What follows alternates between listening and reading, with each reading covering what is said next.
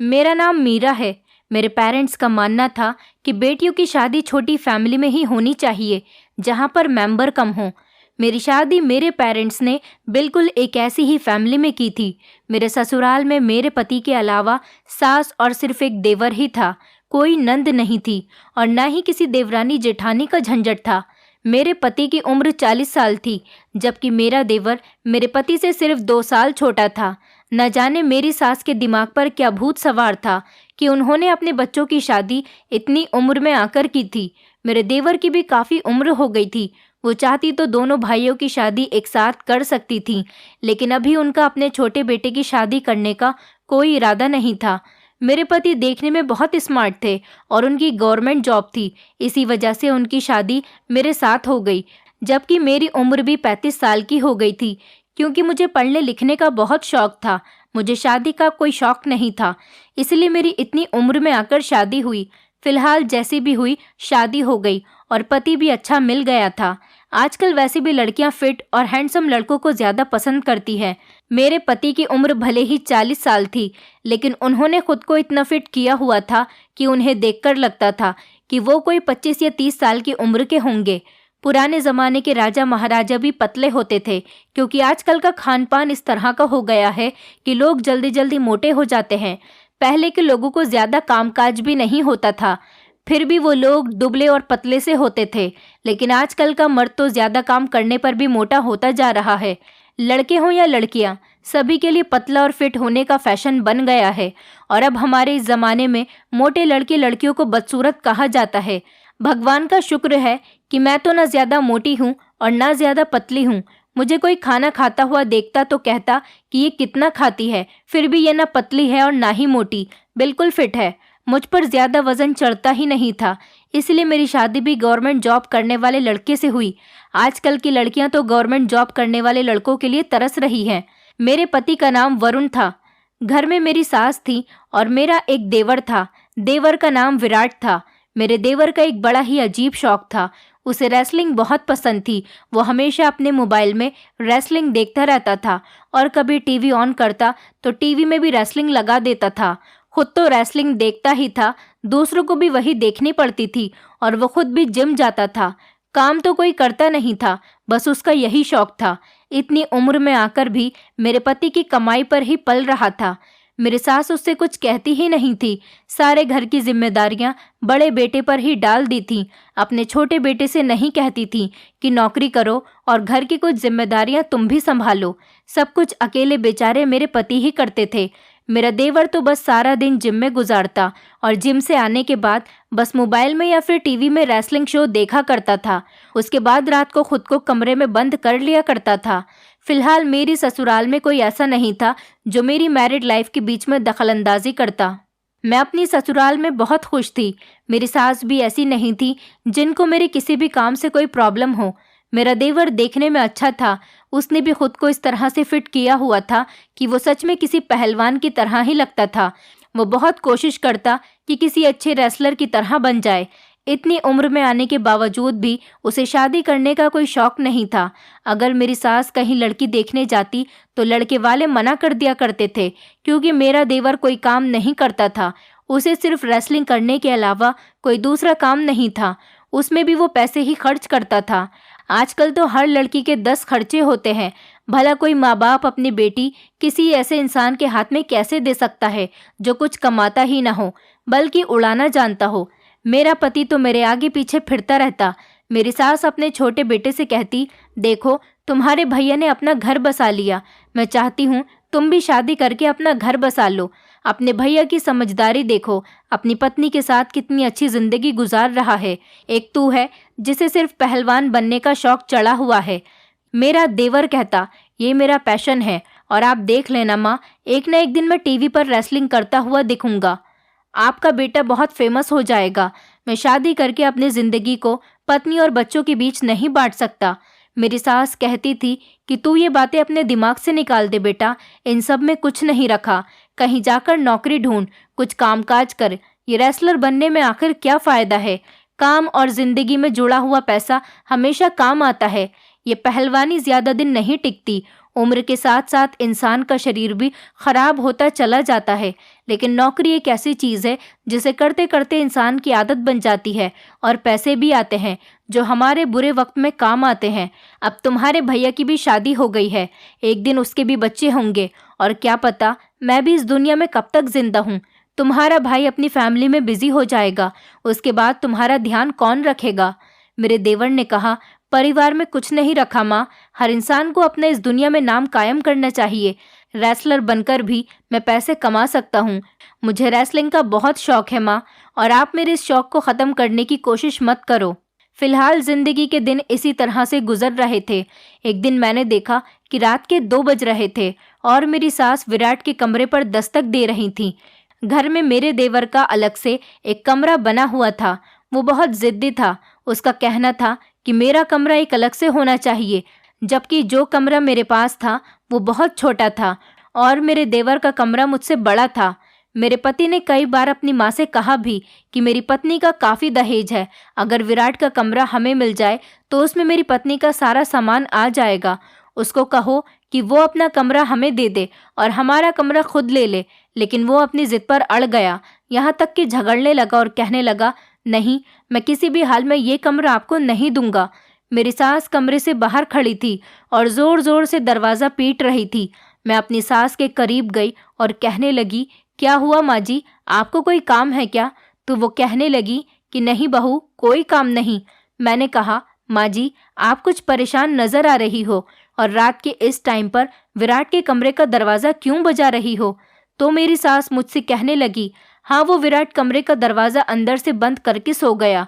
मैंने उससे कई बार मना किया है कि कमरे के दरवाजे को अंदर से बंद करके मत सोया करो, इतनी गर्मी हो रही है। कमरे का दरवाज़ा खुला हुआ होगा तो कमरे के अंदर घुटन महसूस नहीं होगी। लेकिन मेरे कहने के बावजूद भी वो अंदर से कमरे के दरवाजे को बंद करके ही सोता है। मैंने कहा, हाँ माँ जी, इतनी गर्मी में विराट को कमरे का दरवाज़ा अंदर से बंद करके सोने की क्या ज़रूरत है? मैं तो शादीशुदा हूँ और एक औरत हूँ। इतनी गर्मी होने के बावजूद हम लोग कमरे का दरवाज़ा बंद करके नहीं सोते, जबकि मेरा देवर तो अकेला है। उसे क्या ज़रूरत पड़ गई है कि कमरे का दरवाज़ा बंद करके सोने की? ये तो शादीशुदा लोगों पर अच्छा लगता है कि दरवाज़ा बंद करके सो जाएं, लेकिन इतनी ज़्यादा गर्मी में तो हम लोग भी दरवाज़ा बंद करके नहीं सो रहे। दरवाज़ा बंद करने से कमरे के अंदर घुटन पैदा हो जाती है और गर्मी लगने लगती है। और इस घर की किसी भी कमरे में एसी भी नहीं है। इस घर में सिर्फ हम 4 मेंबर ही तो हैं। विराट अपनी माँ का बेटा है, चाहे तो अपनी माँ के कमरे में भी सो सकता है, जबकि मेरी सास तो अकेली ही सोती है क्योंकि मेरे ससुर इस दुनिया में नहीं हैं। मैंने कहा, माँ जी, रहने दीजिए, रात के 2 बज रहे हैं। इस टाइम विराट गहरी नींद में होगा, इसलिए दरवाज़ा नहीं खोल रहा। मेरी सास ने कहा, हाँ, कह तो तुम ठीक रही हो, गहरी नींद में ही सो रहा होगा, वरना उठकर ज़रूर दरवाज़ा खोल देता। चलो तुम परेशान मत हो, तुम भी जाकर सो जाओ। मैंने दिल में सोचा, परेशान तो आप मुझे लग रही हो, लगता है आपको अपने बेटे पर भरोसा नहीं, और उसकी नींद भी इतनी पक्की है कि इतनी ज़ोर ज़ोर से दरवाज़ा पीटने पर भी उसकी आंख नहीं खुली। सुबह हुई तो मैंने अपने देवर से पूछा, रात को तुम क्या कर रहे थे? माँ जी तुम्हारे लिए इतना परेशान हो रही थी। रात के 2 बजे के टाइम पर उन्होंने बहुत देर तक तुम्हारा दरवाज़ा पीटा। ये बात सुनकर वो घबरा गया और कहने लगा, भाभी, मैं तो सो रहा था, मैं शायद गहरी नींद में सो रहा था, इसलिए मुझे आवाज़ नहीं आई होगी। मैंने कहा, विराट, तुम्हारी इतनी गहरी नींद कैसे हो सकती है, जबकि मर्द की नींद तो बहुत कच्ची होती है। मैंने हंसकर अपने देवर से कहा, चलो कोई बात नहीं, खूब सो लो, शादी से पहले, जब शादी हो जाएगी तो पत्नी और बच्चे सोने नहीं देंगे। मेरी ये बात सुनकर मेरा देवर कहने लगा, भाभी, मुझे शादी करने का कोई शौक नहीं। माँ तो मेरी शादी करवाने की बहुत कोशिश में लगी हुई है और आपकी शादी पर उन्होंने मेरे लिए एक लड़की पसंद की थी। जब लड़के वालों ने मुझे देखा तो उन्होंने मुझसे मेरी नौकरी के बारे में पूछा, लेकिन मैंने उनको अपनी नौकरी के बारे में नहीं बल्कि अपने पैशन के बारे में बता दिया। मेरी बात सुनकर वो बहुत चौंक गए और उन्होंने रिश्ते के लिए फ़ौरन इनकार कर दिया। मैंने अपने देवर से कहा, तुम कितना जिम करोगे, इतना तो फिट हो, और तुम्हें रेसलर बनने का क्या भूत सवार है। शादी करो और नॉर्मल लाइफ जियो। लेकिन मैं एक बात नोट कर रही थी, मेरा देवर जिम जाता था, इसीलिए डाइटिंग करता था। जिम जाने वाले लोग तो बिल्कुल फिट होते हैं, लेकिन मेरे देवर का वजन धीरे धीरे बढ़ता चला जा रहा था और वो रोज रोज मुझे पहले से ज्यादा मोटा लगने लगा था। उसकी शक्ल भी अजीब सी होती जा रही थी। उसको देखकर लगता था कि जैसे वो कोई बहुत उम्रदार आदमी है। वो मेरे पति का छोटा भाई था, जबकि मेरे पति उसके सामने छोटे लगने लगे थे। मैं रात को जब अपने पति से बातें करने बैठती तो अपने देवर के बारे में उनको बताती थी, लेकिन मेरे पति यही कहते कि तुम उसके मैटर में मत बोला करो, तुम बस अपने पति पर ध्यान दिया करो। मेरे पति मुझसे बहुत प्यार करते थे। मुझे बहुत अच्छा लगता था। वो हमेशा मुझसे प्यार भरी बातें किया करते थे। उनके ऊपर घर की बहुत सारी जिम्मेदारियां थीं। वो मेरे लिए ज़्यादा महंगे गिफ्ट तो नहीं, बल्कि मेरी हर डिमांड को पूरा ज़रूर करते थे। उनका स्टाइल बहुत अच्छा था। अगर मेरे अलावा उनकी कोई और पत्नी होती तो वो भी उनसे हमेशा खुश रहती। मेरे पति ऑफिस भी जाते तो वहाँ से मुझे प्यार भरे मैसेज करते रहते, और जब काम से घर वापस आते तो मेरे लिए गुलाब का फूल या फिर कोई ना कोई गिफ्ट लेकर आते थे। वो हर दूसरे तीसरे दिन मुझे डिनर पर लेकर जाते और मूवी भी दिखाने लेकर जाते थे। मेरे पति बहुत ही ज़्यादा रोमांटिक थे। सुना है कि इस एज में आने वाले लड़के और लड़कियां कुछ ज़्यादा ही रोमांटिक होते हैं। कुछ इसी तरह के हम दोनों पति पत्नी भी थे। रात को अकेले रूम में बैठकर हम दोनों पति पत्नी लव स्टोरीज की मूवीज देखा करते थे।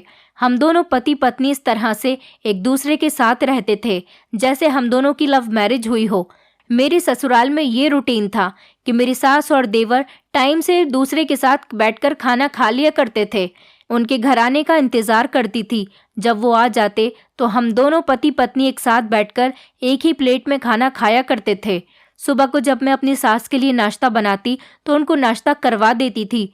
मेरे पति लेट ड्यूटी पर जाते थे, इसलिए मैं उनके जागने का इंतज़ार करती थी। जब मेरे पति जागते तो हम दोनों एक साथ बैठकर नाश्ता करते थे। मैं देर तक अपने पति के लिए भूखी रहती थी। इस तरह दोपहर को मैं खाना बना देती थी, और जब मेरे पति शाम को 4 बजे ड्यूटी ऑफ करके घर आते तो हम दोपहर का खाना 4 बजे ही खाते थे। बाकी मेरी सास और देवर तो नॉर्मल 1 या 2 बजे के टाइम पर खाना खा लिया करते थे।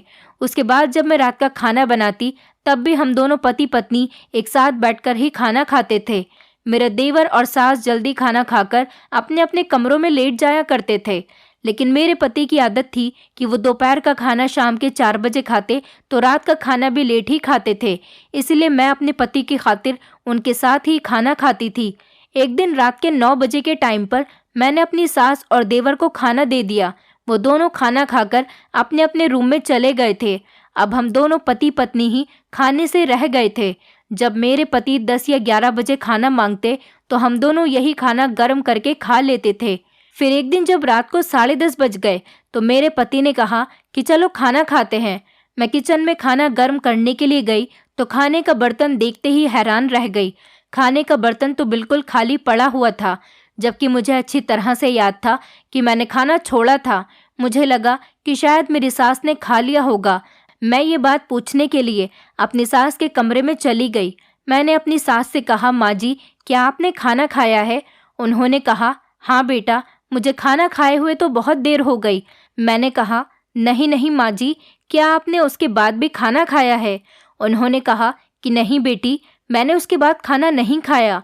क्यों पूछ रही हो? क्या हुआ? कोई बात हो गई है क्या? मैंने कहा, माँ जी, किचन में खाने का बर्तन बिल्कुल खाली पड़ा हुआ है, हॉटपॉट में रोटी भी नहीं है।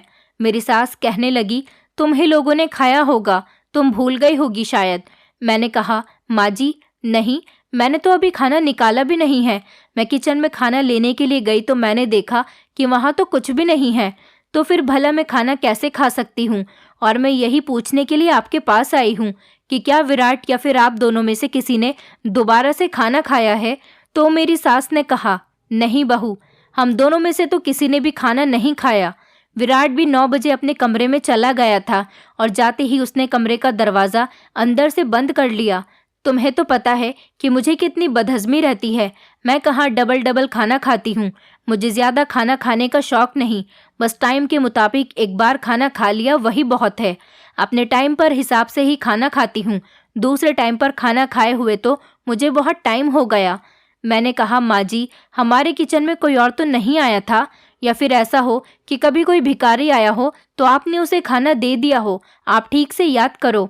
मेरी सास ने कहा, नहीं भाई, कोई नहीं आया। भला मैं ऐसे खाना किसी को कैसे दे सकती हूँ? मुझे तो कुछ भी नहीं पता। तुम ही शायद भुलक्कड़ हो गई हो। क्या पता तुम दोनों पति पत्नी ने ही खाना खा लिया हो और तुम्हें लगा हो कि तुमने खाना नहीं खाया। हो सकता है तुम भूल गई हो। वो मुझे बड़ी अजीब नज़रों से देख रही थी। उन्हें लग रहा था कि जैसे हमने ही खाना खाया है। मैंने अपनी सास से कह दिया, इस बात को यहीं ख़त्म करते हैं। ऐसा कहते हुए मैं अपने कमरे में आ गई थी। भूख तो बहुत तेज़ लग रही थी, लेकिन अब क्या कर सकते थे। मेरी सास को तो कुछ भी नहीं पता था। उल्टा वो तो मुझे ही समझा रही थी कि मैंने ही खाना खाया है। मैं अपने पति के पास गई और उनसे कहा कि बाजार से कुछ ऑर्डर कर दो, घर का खाना ख़त्म हो गया। मेरे पति ने मेरी बात को ज़्यादा सीरियस नहीं लिया और मोबाइल उठाकर खाना ऑर्डर कर दिया। आधे घंटे बाद ही खाना डिलीवर हो गया। मैंने वो खाना सर्व किया और हम दोनों ने खाना खाया। अब हर दिन इसी तरह से होने लगा। हमारे घर में कोई ना कोई खाने की चीज़ गायब हो जाती। मैं हमेशा परेशान रहा करती थी। जब भी अपनी सास से इस बारे में पूछती तो वो कहती कि तुम कैसी बातें करती हो, हमेशा खाने के बारे में ही मुझसे कोई ना कोई टॉपिक लेकर बैठ जाती हो। उनका कहना था कि मुझे कुछ नहीं पता किसने क्या खाया और क्या नहीं। मैं तो जल्दी खाना खाकर अपने कमरे में आराम करने के लिए आ जाती हूँ। बाकी घर की देखभाल तो तुम ही करती हो, इसलिए इस बारे में तुम्हें ही पता होना चाहिए। मैं बड़ी परेशान हो गई थी कि हर रोज़ हमारे घर से कोई ना कोई खाने की चीज़ गायब हो रही थी। मेरा देवर तो डाइटिंग कर रहा था, तो वो इस तरह का काम नहीं कर सकता था। वो ज़्यादातर अंडे, दूध और शेक बनाकर ही पीता था और खाना भी एक टाइम ही खाता था, जबकि दोपहर का खाना तो उसने बिल्कुल बंद किया हुआ था। उसे तो रेसलर बनने का बहुत शौक था और आजकल तो उसका शौक जुनून की हद तक था। मेरी सास मेरे देवर का रिश्ता करना चाहती थी। मेरा देवर रात को जल्दी ही कमरे के अंदर चला जाता और अंदर जाते ही कमरे का दरवाज़ा बंद कर लेता। ये बात मेरी सास को बहुत खलने लगी थी। उनका कहना था, आखिर कब तक मेरा बेटा इस तरह से अकेलेपन वाली ज़िंदगी गुजारता रहेगा। जैसे मेरा बड़ा बेटा अपनी पत्नी के साथ हंसी मजाक करता हुआ अच्छा लगता है, मैं भी यही चाहती हूँ कि इसी तरह से मेरा छोटा बेटा भी अपनी फैमिली के साथ बिजी हो जाए। मुझसे अपने बेटे का ये अकेलापन नहीं देखा जाता। यही सब सोचते हुए मेरी सास ने एक दो लोगों से मेरे देवर के रिश्ते की बात की। एक दिन पता चला कि लड़की वाले हमारे घर रिश्ता लेकर आ रहे हैं। मैंने अपने देवर को बता दिया था कि आज तुम जिम नहीं जाना, आज तुम्हें लड़की वाले देखने के लिए आ रहे हैं। उनके साथ अच्छी तरह से पेश आना, क्योंकि माँ जी चाहती हैं कि वो तुम्हारा भी घर बसता हुआ देख सके। लेकिन ये बात सुनकर मेरा देवर बहुत ज़्यादा गुस्से में आ गया। वो पागलों जैसी हरकतें करने लगा। उसे देखकर तो मैं डर गई थी। वो मुझ पर ज़ोर ज़ोर से चिल्लाने लगा और कहने लगा, मैं शादी नहीं करना चाहता हूँ। मैं उसकी बातें सुनकर बहुत डर गई। वो गुस्सा करने के बाद अपने कमरे में चला गया। मैंने जाकर ये सारी बात अपनी सास को बताई तो मेरी सास भी बहुत डर गई।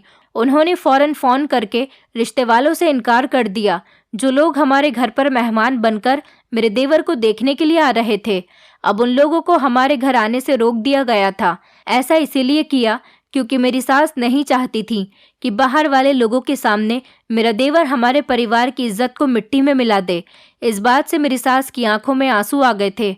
उनका कहना था कि ना जाने मेरे छोटे बेटे के दिमाग पर ये रेसलर बनने का भूत कहाँ से सवार हो गया और ना जाने क्यों वो ऐसी ऐसी हरकतें करने लगा है। मैं तो उसकी शादी करना चाहती हूँ, उसका घर बसते हुए देखना चाहती हूँ, लेकिन शायद मेरा छोटा बेटा मेरे इस सपने को पूरा नहीं करना चाहता। कोई बात नहीं, कुछ दिन जा रहे हैं, उसके बाद तो मैं इससे जिद करूंगी और कहूंगी कि तुम्हें शादी करनी ही पड़ेगी। आज तो मैंने लड़की वालों को घर आने से रोक दिया, लेकिन आगे से ऐसा कुछ भी नहीं होगा। मेरे देवर को ऐसा नहीं करना चाहिए था। मुझे भी इस बात पर बहुत गुस्सा आया था। उसने अपनी भाभी के साथ बदतमीजी की थी और अपनी माँ का दिल दुखाया था। मेरी सास ने रात के टाइम पर मेरे पति को बुलाया और उन्होंने मेरे पति से कहा कि बेटा, तुम ही अपने छोटे भाई को समझाओ। मैं तो बीमार रहती हूँ, अगर मेरे सामने इसकी शादी नहीं हुई तो ना जाने मेरे बाद ये क्या करेगा। लेकिन इसे तो सिर्फ पहलवान बनने का शौक है, न जाने ये पहलवान बनकर क्या करेगा। मुझे हमेशा इसकी फिक्र लगी रहती है। तुम इसे समझाओ कि ये शादी कर ले और अपना घर बसा ले। इसकी शादी की उम्र हो गई है। इस उम्र में अगर इसकी शादी नहीं हुई तो आगे आने वाले टाइम में बहुत दिक्कतों का इसको सामना करना पड़ेगा। मेरे पति ने कहा, ठीक है माँ, मैं उसे ज़रूर समझाऊंगा। मेरे पति अगले ही दिन अपने भाई से बात करने के लिए उसके कमरे में चले गए। मेरे पति ने अपने भाई को समझाया कि तुम जल्दी ही शादी कर लो, माँ हमेशा तुम्हारे लिए परेशान रहती है। लेकिन उसने अपने बड़े भाई की भी कोई बात नहीं सुनी। वो तो मोबाइल में रेसलिंग देखने पर इतना ज़्यादा बिजी था कि उसने अपने भाई की सारी बातों को इग्नोर कर दिया, बल्कि उनकी किसी बात को ढंग से सुना ही नहीं। मेरे पति बेवजह की बातें करके वापस आ गए, क्योंकि उन्हें पता था कि ये उनके भाई का शौक है और वो उसे कभी ख़त्म नहीं कर सकता। वो अपना माथा पीटते हुए विराट के कमरे से बाहर निकल आए थे। उन्होंने कहा कि विराट से बात करने का कोई फ़ायदा नहीं, जो भी उससे बात करेगा सिर्फ अपना टाइम ही वेस्ट करेगा। मेरे देवर की हरकतें सच में बहुत अजीब अजीब सी होने लगी थीं। वो इन दिनों डाइटिंग कर रहा था, लेकिन फिर भी बहुत मोटा लगने लगा था, जैसा कि उसको पहलवान बनने का शौक था। उस हिसाब से तो वो बिल्कुल किसी मोटे आदमी जैसा लगने लगा था, क्योंकि पहलवानों का वज़न ज़्यादा होता है और वो बिल्कुल फिट होते हैं। लेकिन मेरा देवर तो मोटा होता चला जा रहा था। उसका पेट भी निकल रहा था और उसके हाथ पैर भी मोटे मोटे हो रहे थे। वो फूलता चला जा रहा था। मुझे याद आया कि मेरा देवर इतनी घुटन भरी गर्मी में भी रोज़ रात को कमरा बंद करके सोता है। मैंने अपने देवर से एक दिन सवाल किया कि तुम कमरा बंद करके क्यों सोते हो? मेरे देवर ने कहा, क्योंकि मैं दरवाज़ा बंद करके काफ़ी टाइम तक एक्सरसाइज करता रहता हूँ, उसके बाद ही सोता हूँ। उसने कहा, भाभी आपको तो पता है कि मुझे एक्सरसाइज करना कितना पसंद है, फिर भी आप मुझसे ये सवाल कर रही हो। मेरे देवर की शक्ल देखकर मुझे साफ साफ पता चल रहा था कि वो मुझसे झूठ बोल रहा है। मुझे नहीं लगता था कि वो कमरे में बंद होकर एक्सरसाइज करता था। मुझे तो कुछ गड़बड़ नज़र आ रही थी। कुछ ना कुछ तो गड़बड़ ज़रूर थी कि वो कमरे का दरवाज़ा बंद करके क्यों सोता था। एक दिन हमारे घर पड़ोस के मेहमान आ गए। वो लोग काफ़ी सारी मिठाइयाँ भी लेकर आए थे, क्योंकि दिवाली का सीज़न चल रहा था। वैसे तो हमारे घर पर ज़्यादा मेहमान नहीं आते थे, लेकिन आस पड़ोस के लोग काफ़ी मेल मोहब्बत रखने वाले थे। पड़ोस के लोग हमारे घर पर जब भी आते कुछ न कुछ खाने पीने की चीज़ें ज़रूर लेकर आते थे। मुझे और मेरे पति को मिठाई बहुत पसंद थी। हम दोनों ही मीठे के बहुत शौकीन थे। जब हमारे पड़ोस से मिठाई आई तो मैंने सोचा कि रात को हम दोनों पति पत्नी बैठकर खाएंगे, और थोड़ी मिठाई मैंने अपनी सास को दे दी और बाकी की मिठाई लेकर पूरा डब्बा फ्रिज में रख दिया। फिर पड़ोसियों के साथ बहुत देर तक बातें की। उसके बाद वो लोग चले गए। जब रात हुई तो मैंने अपने पति से कहा कि आज हमारे पड़ोस से बहुत सारी मिठाई आई है और फ्रिज में कोल्ड ड्रिंक भी रखी हुई है। कोल्ड ड्रिंक पियेंगे और साथ साथ मिठाई भी खाएंगे। मेरे पति ने कहा कि ठीक है, ले आओ, वैसे भी मुझे मिठाई बहुत पसंद है। दोनों बैठकर ठंडी ठंडी कोल्ड ड्रिंक पियेंगे और मिठाई खाएंगे। मैं किचन में चली गई। जैसे ही मैंने कोल्ड ड्रिंक और मिठाई निकालने के लिए फ्रिज खोली तो फ्रिज देखते ही मेरे होश उड़ गए। फ्रिज के अंदर कुछ भी नहीं पड़ा था, ना तो मिठाई थी और ना ही कोल्ड ड्रिंक। दोनों ही चीज़ें गायब थी।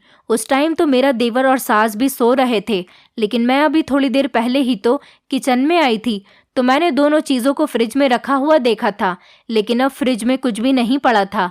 ऐसा कैसे हो सकता था कि थोड़ी देर पहले कोल्ड ड्रिंक और मिठाई दोनों चीज़ें फ्रिज के अंदर थीं और अब दोनों चीज़ें गायब हैं। मैं इस बारे में किसी से पूछ भी तो नहीं सकती थी। मैं खाली हाथी किचन से कमरे की तरफ वापस चली गई। मेरे पति ने मेरी तरफ देखते हुए कहा, क्या हुआ, कहाँ है कोल्ड ड्रिंक और मिठाई? तुमने तो कहा था कि कोल्ड ड्रिंक और मिठाई रखी हुई है। मैंने कहा, हाँ, कोल्ड ड्रिंक और मिठाई दोनों ही चीज़ें फ्रिज में रखी हुई थीं, लेकिन अब ना जाने कहाँ चली गईं। मेरे पति ने कहा कि माँ या फिर विराट में से किसी ने खा ली होगी। उन दोनों में से किसी का मन कर गया होगा खाने का। तुम इस बारे में अब किसी से मत पूछना। मैं नहीं चाहता कि माँ को ऐसा लगे कि हम घर में खाने पीने की चीज़ों पर नज़र रखते हैं। मैं ऑफिस से आते हुए मिठाई और कोल्ड ड्रिंक लेता हुआ आ जाऊंगा। मैंने कहा कि मैंने माँ जी को खाने के लिए अलग से मिठाई दी थी और विराट को भी। वो दोनों अपने अपने हिस्से की मिठाई खा गए। मेरे पति ने मेरी तरफ घूरते हुए देखा और कहने लगे कि मैंने तुम्हें कहा ना कि मैं कल दोनों चीज़ें ले आऊँगा। मैंने कहा, ठीक है, ले आना, लेकिन माँ या विराट दोनों में से किसी को ये तो सोचना चाहिए कि हमारे हिस्से की चीज़ खाने से पहले एक बार उन्हें हमारी परमिशन तो लेनी चाहिए थी ना। मेरे पति ने कहा, मैंने कहा ना, अब इस बात को इग्नोर करो। मैंने अपने पति से कहा, चलो ठीक है, आप मेरे लिए कल मिठाई ले आना। लेकिन मैं हैरान रह गई कि मेरी सास और देवर ने क्या किया था। उन्हें ऐसा नहीं करना चाहिए था। किसी की चीज़ भी बिना परमिशन के नहीं लेनी चाहिए। मैंने अपने पति से यही बात कही कि आप फिर से अपने भाई को समझाकर देखो कि वो शादी कर ले। मेरे पति ने कहा, तुम्हें तो पता है कि उसके दिमाग पर रेसलिंग का भूत सवार है। मैंने तो विराट को कई बार समझाया, अब जब वो समझने के लिए तैयार ही नहीं तो मैं क्या करूं? मैंने अपने पति से कहा, न जाने आपका भाई क्यों नहीं समझता कि उसे भी अपनी शादी कर लेनी चाहिए। रेसलर बनने के चक्कर में न जाने उसने अपना क्या हाल बना लिया। वो दिन ब दिन मोटा होता चला जा रहा है। आने वाले टाइम में वो और भी ज़्यादा मोटा हो गया तो उसकी शादी के चांसेस बिल्कुल ख़त्म हो जाएंगे। मेरे पति ने मुझे बताया कि तुम्हें पता है विराट उम्र में मुझसे बड़ा है। ये सुनकर तो मैं बहुत हैरान रह गई। इसका मतलब कि वो मेरा जेठ है और मैं उसे अपना देवर समझती रही हूँ। मैंने तो सुना था कि वो तो आपसे 2 साल छोटा है। मेरे पति ने कहा कि जब रिश्ता तय होता है तो आपस में इस तरह की बातें हो जाती हैं, लेकिन मेरा भाई मुझसे 4 साल बड़ा है। बस रेसलर बनने के चक्कर में ये शादी नहीं करना चाहता। माँ अकेली थी और घर का सारा काम उनको करना पड़ता था। विराट शादी के लिए राजी नहीं हो रहा था। मैंने अपने पति से कहा, फिर तो विराट की शादी करवाना बहुत ज़रूरी है, क्योंकि उसकी इस हिसाब से काफ़ी उम्र हो गई और उसकी उम्र भी उसके चेहरे से साफ नज़र आने लगी है। मैं इस बात से हैरान रह गई। मैंने इस बारे में अपनी सास से कोई बात नहीं की। मेरे पति ने मुझे मना किया था कि किसी को कुछ मत बताना। मैंने तुम्हें सब कुछ बता दिया है, इसका मतलब ये नहीं कि तुम दूसरों को भी ये बात बताओ। मैंने अपने पति को तसल्ली दी कि मैं किसी को कुछ नहीं बताऊंगी। एक दिन मेरी सास फिर से विराट के कमरे के दरवाजे पर खड़ी हुई थी और ज़ोर ज़ोर से दरवाज़ा बजा रही थी। कह रही थी कि जल्दी से दरवाज़ा खोल दो। मेरी सास ने कहा कि मेरी दवाई विराट के कमरे में रखी हुई रह गई। मेरी तबीयत ठीक नहीं है, मुझे दवाई खानी है। लेकिन विराट था कि दरवाज़ा खुलने का नाम ही नहीं ले रहा था। अगर वो गहरी नींद में भी सो रहा होता तो इतनी ज़ोर ज़ोर से दरवाज़ा पीटने की आवाज़ पर तो जाग ही जाता। मैंने आज फिर से अपनी सास को देख लिया था, क्योंकि मैं देर तक जागती थी। मैं सारे काम निपटाकर ही अपने कमरे में लेटने के लिए जाती थी। मैंने अपनी सास से कहा कि रुक जाइए, मैं विराट के नंबर पर कॉल लगाती हूँ। कॉल की आवाज़ सुनकर तो वो ज़रूर दरवाज़ा खोल देगा। हो सकता है मोबाइल उसके करीब में ही रखा हो तो रिंग डायरेक्ट उसके कान पर ही बजेगी। मैंने विराट के नंबर पर कॉल की तो रिंग की आवाज़ बाहर तक आ रही थी। रात का टाइम था, चारों तरफ शांति फैली हुई थी, इसीलिए विराट के कमरे से मोबाइल की रिंग की आवाज़ साफ आ रही थी। अजीब बात तो ये थी कि वो अभी भी दरवाज़ा नहीं खोल रहा था। हमें बाहर मोबाइल की रिंग की आवाज़ साफ सुनाई दे रही थी। ऐसा कैसे हो सकता है कि विराट को अपने मोबाइल की रिंग की आवाज़ ही नहीं आ रही होगी। मेरी सास भी ये सब देखकर परेशान हो गई। वो मेरे सामने शर्मिंदा सी होने लगी कि ये क्या हो रहा है। अब तो उन्होंने चिल्लाना शुरू कर दिया। मैंने अपनी सास से कहा कि आप चिल्लाओ मत, वैसे भी आपकी तबीयत ठीक नहीं। मैंने अपनी सास से कहा, जब विराट नहीं उठ रहा तो फिर आप चलो और अपने कमरे में जाकर आराम करो। सुबह जब विराट उठेगा तो उससे बात कर ली जाएगी। मैं अपनी सास को उनके कमरे की तरफ ले गई। मेरी सास ने कहा, इस लड़के का ना जाने क्या होगा। मेरे अंदर तो इतनी हिम्मत नहीं है। तुम ही इस लड़के पर नज़र रखो कि ये क्या करता रहता है। मैंने अपनी सास से कहा, आपका क्या मतलब है माँ जी? मेरी सास ने कहा कि मुझे कुछ गड़बड़ लग रही है। कहीं विराट किसी के साथ फ़ोन पर बातें तो नहीं करता, उसने किसी को पसंद तो नहीं कर लिया। मैंने कहा, माँ जी, अगर ऐसा होता तो ज़रूर वो हमें बता देता, क्योंकि हम तो उससे उसकी शादी करने की कितनी ज़िद करते हैं। मुझे तो नहीं लगता कि कभी उसे कोई लड़की पसंद आ सकती है या फिर वो कभी किसी को पसंद कर सकता है। मेरी सास ने कहा, मुझे फिर भी शक है, बस तुम इस पर नज़र रखो और पता लगाओ कि ये कमरे का दरवाज़ा अंदर से क्यों बंद करता है। इसकी इस तरह की हरकतें मुझ में बड़ी बेचैनी पैदा कर रही है। ये गलत बात है। मैंने कहा, ठीक है माँ जी, मैं कुछ करती हूँ, आप परेशान मत हो। मैंने उनको तसल्ली दी, लेकिन मेरी समझ में नहीं आ रहा था कि मैं खुद ये सब कुछ कैसे करूँगी। मेरे पास तो कोई आइडिया भी नहीं था। मैंने अपनी सास से पूछने की कोशिश की, लेकिन उन्होंने मेरी बात को ध्यान से सुना ही नहीं। अब मेरे पास एक ही तरीका था।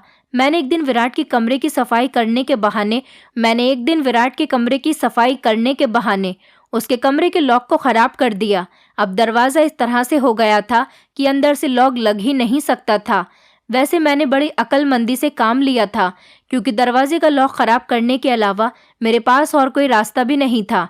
शायद विराट को पहले ही पता चल गया था कि दरवाजे का लॉक ख़राब हो गया। मुझे आज विराट पर नज़र रखनी थी, लेकिन आज हमारे घर पर। मेरे पति के ऑफिस वाले दोस्त आ गए और मैं उन लोगों को अटेंड करने में बिजी हो गई। मुझे उनके लिए खाना भी बनाना था। वो लोग डिनर पर आए थे, लेकिन मुझे बेफिक्री इस बात की थी कि चलो दरवाजे का लॉक तो खराब था, दिन तो किसी तरह से गुजर जाएगा, लेकिन जब रात को विराट अपने कमरे में जाएगा तब मुझे उसकी सच्चाई के बारे में पता चल जाएगा। रात हुई तो मेरे पति ने कहा कि वो अपने दोस्तों को छोड़ने के लिए जा रहे हैं। मैंने उनसे ओके कहा और मैं अपने बाकी के काम निपटाने में लग गई। मेरी नज़र बार बार विराट के कमरे की तरफ ही थी। मैंने सोचा कि एक बार विराट के कमरे में झांक कर देख ही लेती हूँ कि वो अंदर क्या कर रहा है। ये वही टाइम था जब वो दरवाज़ा बंद करके अंदर बैठ जाता था। इस टाइम पर तो वो सो तो नहीं रहा होगा, क्योंकि अभी रात के 11 बज रहे थे और इस टाइम अगर वो सो रहा होता तो मेरे उसके कमरे में जाने पर जल्दी ही जाग भी जाएगा। जब मैंने कमरे में झांक कर देखा तो मेरे पैरों तले से ज़मीन निकल गई। मेरा शरीर बुरी तरह से कांपने लगा और मुझे अजीब सा महसूस होने लगा।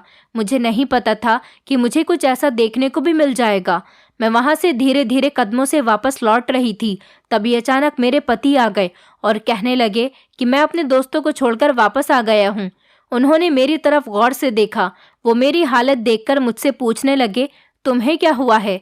मैंने कहा, आप भी एक बार विराट के कमरे में झांक कर देख लो, आपको भी सब कुछ पता चल जाएगा। जब उन्होंने कमरे के अंदर झांक कर देखा तो वो भी परेशान हो गए। जैसे ही हम दोनों पति पत्नी ने जाकर ये सारी बात मेरी सास को बताई तो वो भी सुनकर परेशान हो गई। हम सब लोगों ने विराट से बात करने का फैसला किया और तभी हम लोग उसके कमरे में चले गए और कहने लगे कि तुम ये क्या कर रहे हो? वो हमें देखकर शर्मिंदा होने लगा और अपना सर झुका लिया। मैंने कहा कि हमने तुम्हें देख लिया है, तुम क्या कर रहे हो, क्योंकि तुम कोई छोटे बच्चे नहीं हो।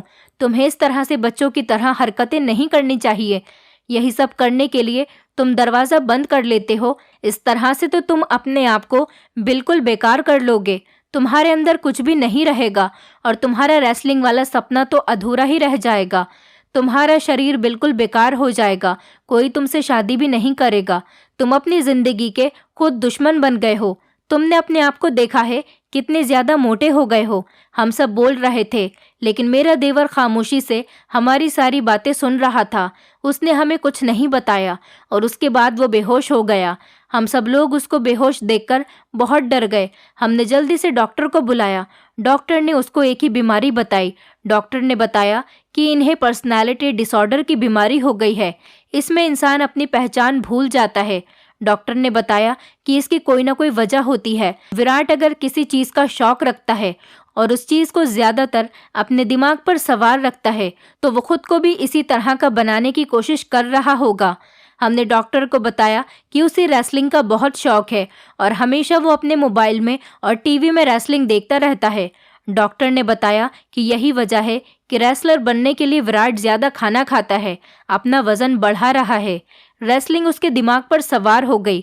पर्सनैलिटी डिसऑर्डर एक ऐसी बीमारी है जिसमें इंसान पागलों जैसी हरकतें करने लगता है और अपनी पहचान को भूल जाता है, और यही सब कुछ विराट भी कर रहा था।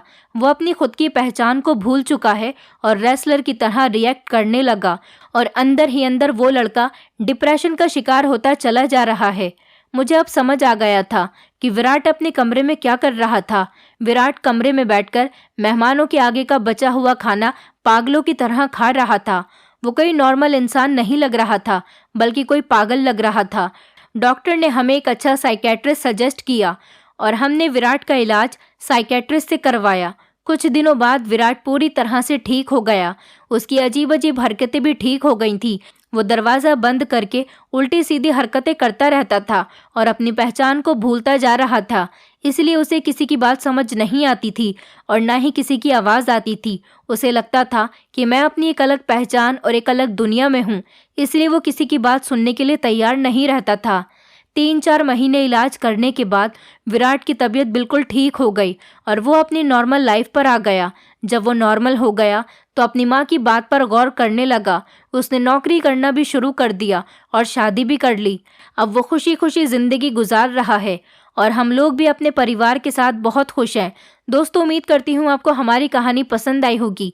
कहानी पसंद आई है तो वीडियो को लाइक करें, चैनल पर नए हैं तो चैनल को सब्सक्राइब करें और हाँ, नोटिफिकेशन बेल को ज़रूर दबाएं ताकि अगली अपडेट सबसे पहले आपको मिले।